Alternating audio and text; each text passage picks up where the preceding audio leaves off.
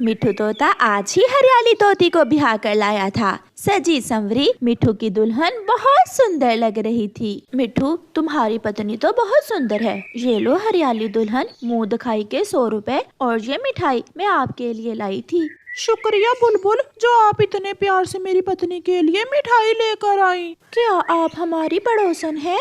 नहीं, आपके पड़ोस में तो चिड़िया और कौवी रहते हैं। मेरा घर दूसरे मोहल्ले में है। बुलबुल चली जाती है। मम्मा जल्दी चले, मुझे मिठू अंकल की दुल्हन देखने जाना है। मम्मा जल्दी चले, सब जा रहे हैं। गुड़िया बेटी, अब मिठू अंकल की दुल्हन कहीं नहीं जाने वाली, वो हमेशा हमारे पड़ोस में ही रहेगी। लेकिन मम्मा, फिर हर रोज वो दुल्हन बनकर तो नहीं रहेगी ना? मुझे आज ही उन्हें देखने जाना है। गुड़िया बेटी, दुल्हन देखने ऐसे खाली हाथ थोड़ी जाएंगे। मैं मिठाई ले आऊं, फिर हम जाते हैं। अपनी बेटी को ऐसा कहते हुए मम्मा चिड़िया मिठाई लेने चली जाती है। अपने घर में बैठी गोरी कौवी भी दुल्हन देखने जाने की तैयारी कर रही थी। कालू, क्या मिठू की दुल्हन आ गई है? अभी अभी पटाखा तो चला था, लगता है मिठू अपनी दुल्हन ब्याह कर ले आया है। कालू, मैं देख कर आती हूँ, कैसी है मिठू की दुल्हन? मेरे जैसी सुंदर है या फिर मिठू की तरह बड़ी नाक वाली है? वो तोती है, सुंदर हो ना हो वो तुम्हारी तरह काली नहीं होगी। ये सुनकर उनका बेटा जग्गू कौवा हंसने लग जाता है। पापा पापा, कौवे काले ही तो होते हैं, हम कौन सा तोते हैं जो हरे होंगे। मम्मा मम्मा, मैं भी साथ जाऊंगा, मुझे भी दुल्हन देखने जाना है। जाओ जाओ, जग्गू को भी लेती जाओ। गोरी, आते हुए थोड़ी मिठाई मेरे लिए भी लेते आना। कालू, सच बताऊं, मिठाई खाने ही तो जा रही हूँ मैं, वरना उस मोटी चोंच वाले की दुल्हन की इतनी खुशी नहीं है मुझे। फिर गोरी कौवी अपने बेटे जग्गू को साथ लेकर मिठू तोते की दुल्हन देखने चली जाती है। चिड़िया भी मिठाई लेकर अपनी बेटी गुड़िया के साथ घर से निकलती है। हरियाली, ये अंगूठी मैंने खास तुम्हारे लिए बनाई थी। सुंदर, बहुत सुंदर है ये अंगूठी। और मिठू जी, आपके जंगल के पक्षी भी बहुत अच्छे हैं, सब कितने खुश हैं। हाँ, ये सब मेरे दोस्त हैं। गोरी कौवी भी आ जाती है। जग्गू बेटा, तुम वहाँ बैठ जाओ। जग्गू थोड़ी दूर बैठ जाता है। तोते, वाह रे, तेरी तो किस्मत ही बदल गई। तेरी इतनी बड़ी चोंच और तुझे इतनी सुंदर पत्नी मिली है। गौरी, शर्म करो, मुझे मेरी पत्नी के सामने तो ऐसा ना कहो। मजाक कर रही हूँ। आप गोरी कौवी है ना? जो भी आता है वो आपका जिक्र जरूर करता है। आप ही मेरे साथ वाले घर में रहती हैं ना? हाँ हाँ, मैं तुम्हारी पड़ोसन हूँ, अब तो हर रोज मिलते रहेंगे।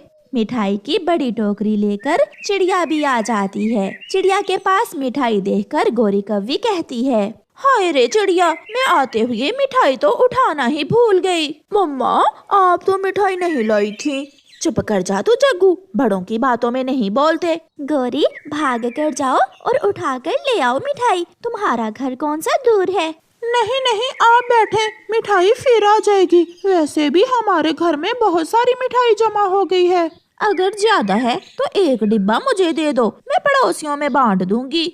आप चिंता ना करें, आप जाते हुए एक डिब्बा मिठाई का ले जाना। फिर अचानक गोरी की नजर टेबल पर पड़ी हरियाली की अंगूठी पर जाती है, जिसे देखकर गोरी कौवी लालच में आ जाती है। वो आंख चुराकर जग्गू को इशारा करती है। जग्गू भी चोर का बेटा था, वो समझ जाता है। तोते भैया, गुड़िया तो कब से जिद कर रही थी कि मैंने दुल्हन देखने जाना है, इसलिए मैंने आपको इस समय तंग किया।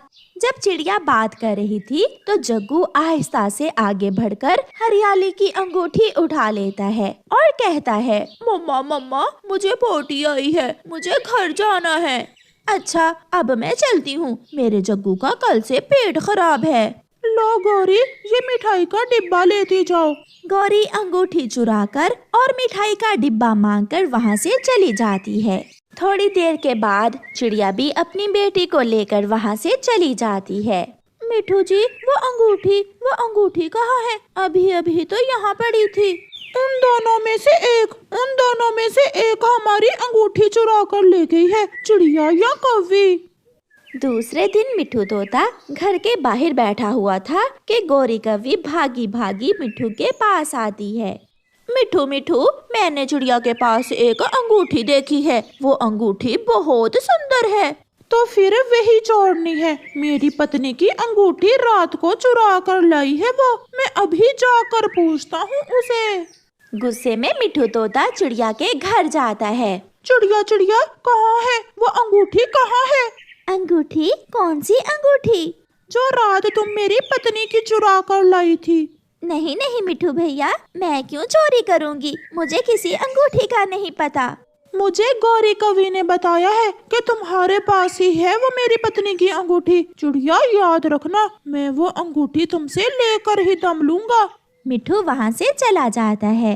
मम्मा, मिठू अंकल को ऐसे नहीं करना चाहिए था। वो पहले अच्छे से जांच कर लेते कि उनकी अंगूठी कहाँ है। गुड़िया बेटी, अंगूठी तो जरूर उस गौरी कवि के पास ही होगी, मगर उसने नाम मेरा लगा दिया है। मिठू जी, चिड़िया या गौरी कवि, वो दोनों ही हमारी पड़ोसन है। मगर जरा सोचो, जब चिड़िया आई तो बहुत खुश थी, हमारे लिए मिठाई लाई, बुलबुल मिठाई लाई, चील मिठाई लाई। मगर वो कवि कुछ लाने की बजाय हमारे घर से ही मिठाई का डिब्बा लेकर गई थी। मुझे तो वो कवि बहुत लालची लगती है। हो ना हो मेरी अंगूठी चिड़िया ने नहीं बल्कि उस कवि ने चुराई है। मगर ये कैसे मालूम हो कि चोर कौन है? हमें उस कवि का पीछा करना होगा। अगर अंगूठी उसने चुराई है तो वो अंगूठी पहनकर जरूर देखेगी, और जैसे ही वो अंगूठी पहनेगी हम उसे पकड़ लेंगे। उधर चिड़िया भी बहुत परेशान थी। वो चोर तो नहीं थी, मगर गौरी कवि ने तो उसे ही चोर बना दिया था। कालू जी, तुम घर में ही रहना, मैं नदी पर जा रही हूँ। गौरी, ये तुम्हारे पास क्या है? इस बैग में जग्गू का जूता है, टूट गया था, इसे सिलाई करवाने जा रही हूँ। चल जग्गू बेटा। फिर गौरी कवि जग्गू को साथ लेकर घर से निकलती है। मम्मा मम्मा, इस बैग में तो हरियाली दुल्हन की अंगूठी है, आपने पापा से झूठ क्यों बोला? जग्गू बेटा, बहुत मेहनत से चुराई है ये अंगूठी, तेरे बाप का क्या पता, कहता कि हरियाली को वापस दे दो। अब जल्दी से उड़ो, हम ये अंगूठी तेरी नानों के पास रखाते हैं, और जब बात पुरानी हुई तो ले आएंगे वापस। पीछे से चिड़िया गौरी कवि तक पहुंच जाती है, और सामने से तोता और तोती उन्हें रोक लेते हैं। गौरी, तुम कहाँ जा रही हो? मैं तो अपनी माँ के पास जा रही हूँ। अपना ये बैग तो चेक करवाओ जरा, क्या है इसमें? नहीं नहीं, इसमें मेरा टूटा हुआ जूता है। हरियाली आंटी, आपकी अंगूठी तो नहीं है इसमें? जग्गू की ये बात सुनकर गौरी जग्गू को घूरने लगती है। क्या मुझे ऐसा नहीं कहना चाहिए था? मम्मा सॉरी। गौरी कवि, लाओ, इस बैग में से मेरी अंगूठी निकाल कर मुझे दे दो, वरना मैं अभी के अभी पुलिस बुलवा लूंगी। पुलिस का सुनकर गौरी कवि जल्दी से हरियाली को वो अंगूठी दे देती है। तोते और तोती, पुलिस को ना बुलवाना। सच, मुझे पुलिस से बहुत डर लगता है। पिछली बार भी मुझे पुलिस ने बहुत मारा था। तोता और तोती पुलिस बुलवाए ना बुलवाए, मैं जरूर बुलवाऊंगी, चोरनी कहीं की। फिर गौरी कवि चिड़िया की विनती करती है और वहाँ से रोती हुई भाग जाती है। चिड़िया, मिठू की तरफ से मैं आपसे माफी मांगती हूँ। मुझे विश्वास था कि आपने मेरी अंगूठी चोरी नहीं की, इसलिए मैं मिठू को साथ लेकर इस कवि का पीछा कर रही थी। मैं इस काली कवि की बातों में आ गया था चिड़िया। मिठू भैया, हमेशा दूसरों पर इल्जाम लगाने से पहले अच्छे से जांच कर लेनी चाहिए। अगर गौरी कवि ना पकड़ी जाती तो मैं बहुत शर्मिंदा होती आपसे। फिर चिड़िया मिठू को माफ कर देती है और वो सब खुशी खुशी अपने घर चले जाते हैं। प्यारे दोस्तों, इस कहानी को लाइक, अपने दोस्तों के साथ शेयर और चैनल को सब्सक्राइब करना बिल्कुल मत भूलना। आपका धन्यवाद। मम्मा, आप आज मुझे परेशान लग रही हैं। हाँ बेटी, घर में केवल एक दिन का ही राशन बचा है, मुझे चिंता है कि हम कल क्या खाएंगे। मम्मा, आप खुद ही तो कहती हैं कि मुश्किल समय में परेशान होने की बजाय मुश्किल समय का मुकाबला करते हैं। हाँ मेरी बेटी, आपने ठीक कहा। फिर मम्मा चिड़िया जो चावल घर में थे वो भगोती है और उन्हें पकाकर एक प्लेट में डालती है। मम्मा, ये चावल खाने से हम दोनों का पेट तो नहीं भरेगा, आप ये चावल खा लें, मैं कल खा लूंगी। गुड़िया बेटी, मैंने तो चावल पकाने से पहले ही 2 दाने खा लिए थे, ये चावल आप खा लें। वो दोनों माँ बेटी एक दूसरे से ऐसे कह रही थीं कि उनके घर के दरवाजे पर दस्तक होती है। मम्मा आप ये चावल खाएं, मैं देखती हूँ बाहर कौन है। फिर गुड़िया दरवाजा खोलती है। दरवाजे पर एक साधु पक्षी खड़ा था। बेटी मैं 2 दिन से भूखा हूँ, मुझे खाना दो। थोड़ा सोचने के बाद गुड़िया उस साधु पक्षी से कहती है, आप अंदर आ जाएं, हमने चावल बनाए हैं, आप चावल खा लें। फिर गुड़िया उस पक्षी को घर के अंदर ले जाती है। आप कौन हैं? मम्मा इन्हें भूख लगी है, ये चावल इनके लिए काफी होंगे, हमने तो पेट भर खाना खा लिया है। मगर गुड़िया बेटी, मम्मा हमेशा दूसरों की मदद करें। अंकल आप अपनी ये गठरी यहाँ रखें और ये चावल खा लें। फिर वो साधु पक्षी अपनी गठरी वहाँ रखता है और चावल खाने लगता है। वो पेट भर चावल खा लेता है। आपका बहुत बहुत धन्यवाद बेटी, आपने मेरी भूख मिटाई। ऊपर वाला आपकी भूख मिटाएगा। अब मैं चलता हूँ। ऐसा कहते हुए वो साधु पक्षी वहाँ से चला जाता है। गुड़िया बेटी आपको भूख लगी होगी। आपने कौन सा कुछ खाया है? आप भी तो भूखी ही हैं। मम्मा वो अंकल अपनी गठरी यहाँ भूल गए हैं। देखें बेटी, उसे बाहर देखें, वो अभी दूर नहीं गए होंगे। गुड़िया वो गठरी उठाकर घर से भागती है। अंकल अंकल रुके रुके अंकल, आपकी गठरी, ये रही आपकी गठरी। गुड़िया उस साधु पक्षी को थोड़ी दूर जाकर रोक लेती है। आपकी गठरी हमारे घर भूल गई थी अंकल। नहीं बेटी, ये गठरी मैं भूला नहीं, मैं तो जानबूझकर उसे वहाँ छोड़ कर आया था। क्या मतलब अंकल, मैं समझी नहीं आपकी बात। ये आप वापस घर ले जाएं और इसमें जो भी हो वो आपके लिए मेरी तरफ से तोहफा है। अब मुझे जाना होगा। अंकल मम्मा मना करेंगी। बड़ों के आगे जिद नहीं करते बेटी, आप बहुत बुद्धिमान हैं। जाओ जीती रहो बेटी। फिर मजबूर होकर गुड़िया वो गठरी अपने घर ले जाती है। मम्मा उन्होंने ये गठरी लेने से मना कर दिया। मैंने बहुत जिद की ये गठरी उन्हें देने की, मगर वो बोले कि इसमें मेरे लिए गिफ्ट है। शायद होगा कुछ। आप सो जाओ बेटी, मुझे नींद आ रही है, कल देखेंगे घर के लिए राशन कैसे लाना है। फिर गुड़िया की मम्मा सो जाती है, मगर गुड़िया उस गठरी को देखे जा रही थी। फिर गुड़िया आहिस्ता से वो गठरी खोलती है। उसकी तो चीख ही निकल जाती है। मम्मा मम्मा इसमें तो बड़ा खजाना है। मम्मा ये कैसे हो सकता है? गुड़िया की मम्मा भी उठ जाती है। जिस पक्षी के पास खाना नहीं था वो इतनी सारी धन दौलत हमें कैसे दे सकता है बेटी? मम्मा वो पक्षी जरूर कोई साधारण पक्षी नहीं था, वो आया ही हमारी मदद करने था। फिर मम्मा चिड़िया और उसकी बेटी मीठी नींद सो जाती हैं। दूसरे दिन गुड़िया और उसकी मम्मा बाजार जाती हैं। वो अपने लिए वहाँ से महीने भर का राशन लेती हैं। गुड़िया अपने लिए गरम टोपी और मफलर लेती है। कबूतर भैया, अगर आपके आसपास कोई गरीब पक्षी हो तो उसे मेरे पास भेज देना, मैं उसकी मदद करूँगी। चिड़िया, मगर आपके पास इतना पैसा कहाँ से आया? ये सब ऊपर वाले की देन है। कबूतर के पड़ोस में गोरी कौवी रहती थी। वो हर रोज की तरह कबूतर को रास्ते में रोक लेती है। कबूतर प्लीज आज एक रोटी मुझे दे दो, मैं बहुत भूखी हूँ।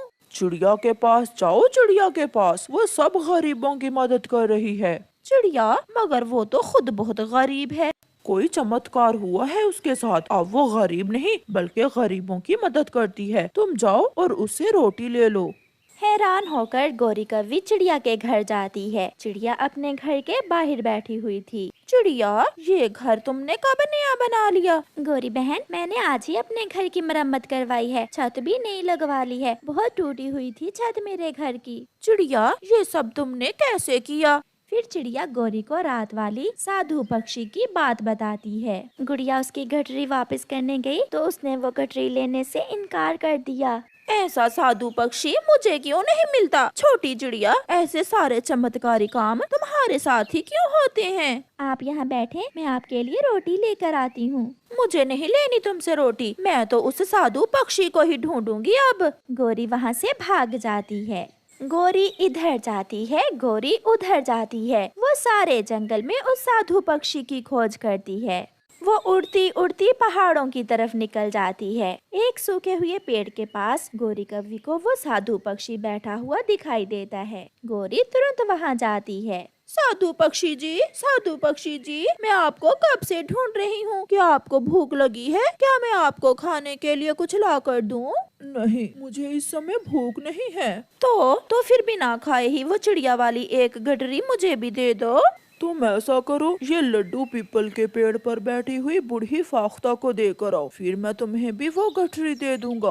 मैं अभी गई और अभी आई। गोरी कव्वी साधु पक्षी से वो लड्डू लेकर पीपल के बड़े पेड़ की तरफ उड़ती है। जाते हुए गोरी कव्वी एक पेड़ पर रुक जाती है। वो बूढ़ी फाख्ता इतने लड्डू खाकर क्या करेगी और साधु पक्षी को क्या मालूम कि मैंने रास्ते में अपना पेट भरा है। ऐसा सोचते हुए गोरी कव्वी उन लड्डुओं में से 2-3 लड्डू खा लेती है और फिर से उड़ती है।